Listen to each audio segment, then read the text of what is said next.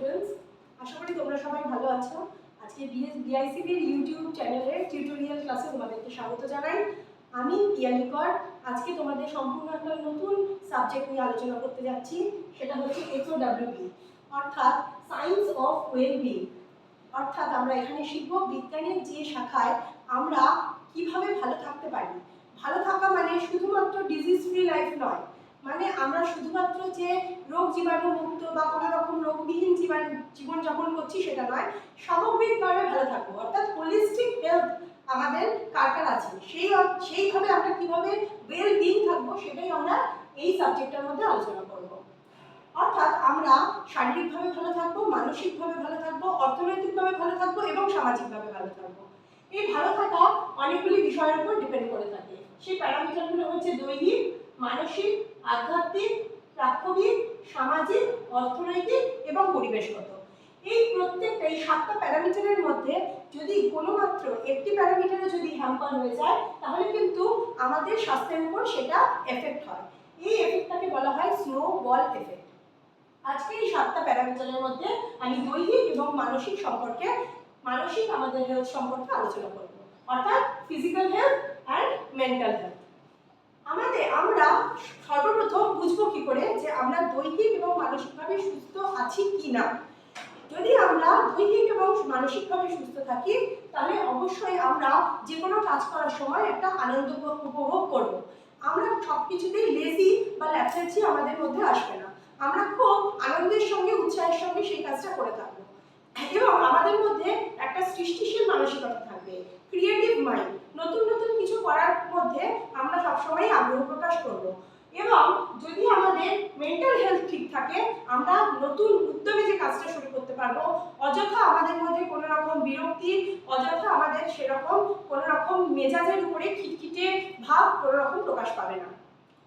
এই দৈহিক এবং মানসিক স্বাস্থ্য ভালো রাখার জন্য তার কতগুলো উপায় আছে। প্রথমেই চলে আসি ফিজিক্যাল হেলথের উপর। ফিজিক্যাল হেলথ প্রাইমারিলি আমরা কিছু উপায়ে ভালো রাখতে পারি। সেটা হচ্ছে রেগুলার বেসিসে কিছু এক্সারসাইজ করা, যোগ ব্যায়াম করা, মেডিটেশন করা, অ্যারোবিক্স করা এবং তার সঙ্গে সঙ্গে নানান রকম সৃজনশীল কাজ করা। আমরা সবসময় জানি যে শুয়ে থাকার থেকে অবশ্যই ভালো হচ্ছে বসে থাকা, বসে থাকার চেয়ে ভালো দাঁড়ানো, দাঁড়ানোর চেয়ে হাঁটা এবং হাঁটার চেয়ে অবশ্যই দৌড়ানো। এই প্রত্যেকটা কাজই কিন্তু আমাদের দৈনন্দিন জীবনে করা উচিত এবং সেটা করতে হবে একটি নির্দিষ্ট সময়ের মধ্যে এবং সেটা যেন প্রত্যেকটাই সময় নির্দিষ্টভাবে করা হয়। আমরা জানি আমরা যত নিজেদের বডি মুভমেন্ট করব তত আমাদের রক্ত সঞ্চালন ভালো হবে এবং রক্ত সঞ্চালন যদি ভালো হয় তখন আমাদের হৃৎপিণ্ড খুব ভালো কাজ করবে, আমাদের গোটা বডির মধ্যে অক্সিজেন সরবরাহ ভালো হবে, আমাদের লাং ভালো কাজ করবে, আমাদের টাইপ 2 ডায়াবেটিসের ঝুঁকি অনেক কমে যাবে, অন্যান্য রোগের ঝুঁকি কমে যাবে, আমাদের প্রেশার সুগার অনেকটা নর্মালাইজ থাকবে। এবার যদি আসি আমরা মানসিক হেলথের মধ্যে, তাহলে আমরা প্রাইমারিলি নিজেরা কিভাবে সেটাতে ভালো থাকতে পারি। সেটা হচ্ছে আমাদের এই যে 24 ঘন্টা সময়ের মধ্যে আমরা যদি 8 ঘন্টা করে 3টে সময় ভাগ করে নিই তাহলে প্রথম 8 ঘন্টা আমরা নিজেদের কাজের মধ্যে থাকবো, দ্বিতীয় 8 ঘন্টা আমরা অবশ্যই কাজের পরে সম্পূর্ণ বিশ্রাম নেব, adequate amount of sleep, and তারপরে 8 ঘন্টা সেটা আমরা নিজেদের মধ্যে কাজ করব। নিজেদের কাজ করার অর্থ হচ্ছে আমরা সেই সময়ে পরিবারকে সময় দেব, বন্ধুদের সাথে সময় দেব, সামাজিক কিছু কাজ করব, গল্পের বই পড়তে পারি এবং তার সঙ্গে নিজেদের আনন্দদায়ক কোনো কাজ করতে পারি। কিন্তু এই যে মানসিক স্বাস্থ্য সেটাও কিন্তু আমাদের দৈহিক জীবনের সঙ্গে ওতপ্রোতভাবে জড়িত। অর্থাৎ আমি যদি কোনো জায়গাতে খুব হার্ড ওয়ার্ক করি, অর্থাৎ কোনো ফার্মার যে সারাদিন চাষ করছে বা যে সারাদিন কোনো কারখানায় কাজ করছে বা কোনো সারাদিন মাটি করছে, সেই মানুষের দৈহিক পরিশ্রম প্রচুর বেশি, তার কায়িক পরিশ্রমের পরিমাণ প্রচুর বেশি। কিন্তু যে মানুষ কোনো ব্যাংকে বা স্কুলের এমপ্লয়ি তার কিন্তু মানসিক প্রেশার অনেক বেশি থাকলেও কায়িক পরিশ্রম কিন্তু অনেকটাই কম। সেক্ষেত্রে ওই বাকি 8 ঘন্টার মধ্যে তাদেরকে কিন্তু এক্সট্রা এক্সারসাইজ, যোগা করতে হবে অবশ্যই।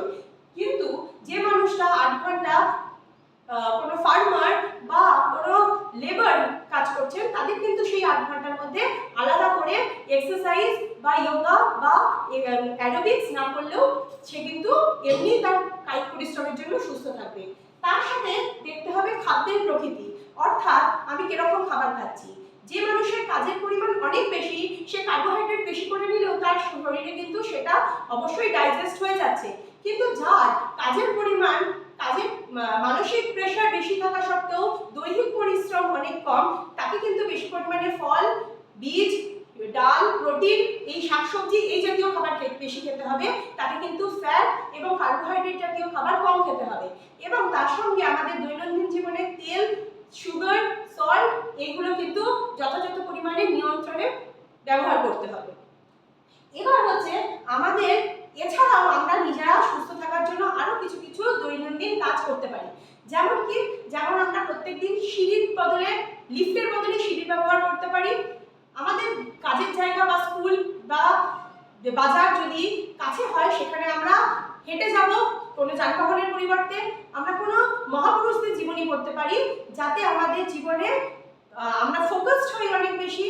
আমরা সামাজিক কাজ করতে পারি, গাছ লাগাতে পারি, সৃজনশীল কাজ করতে পারি, অন্যের প্রতি অবশ্যই সম্মান করব, অন্যকে সহযোগিতা করব এবং আমরা কোনো রকম পরিবেশ দূষণমূলক কাজ করব না। এই রকম কাজের মধ্যে দিয়ে যদি যাই, তাহলে আমরা দৈহিক এবং মানসিকভাবে অনেকটাই সুস্থ থাকব। আজকে আমরা এইটুকুই আলোচনা করলাম। পরবর্তী পর্যায়ে, পরবর্তী ক্লাসে আমরা অন্যান্য বিষয়গুলি সম্পর্কেও ডিটেইলে আলোচনা করব। Thank you.